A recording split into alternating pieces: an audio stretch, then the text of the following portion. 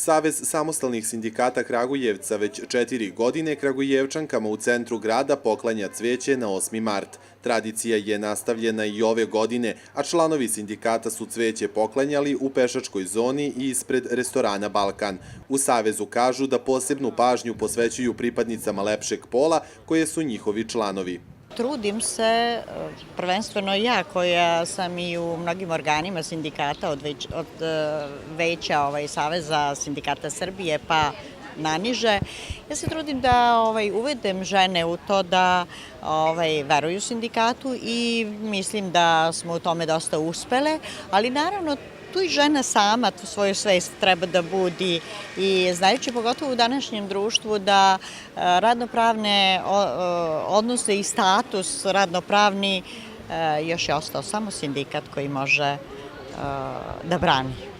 Savez samostalnih sindikata Kragujevca danas je osim cveća damama poklanjao i CD Mi smo jednaki, na kome je prezentacija o rodnoj ravnopravnosti. Jasno je da žene nisu potpuno ravnopravne. Rekao bih da su one bile u prethodnom društvenom uređenju ravnopravnije nego danas, da danas teže žene dobijaju posao, da je samo 2% žena vlasnice nekretnina, da ih to prosto diskriminiše i da teže dolaze na dobro plaćena mesta i sve je ono gde celo društvo treba da interveniše. Nije dovoljno samo da na političke partije odrede kvote za učešće žena u političkom životu, to mora da bude stvarno i iskreno, jer žene su naše i majke i sestre i to je prosto neophodno tako razmišljamo.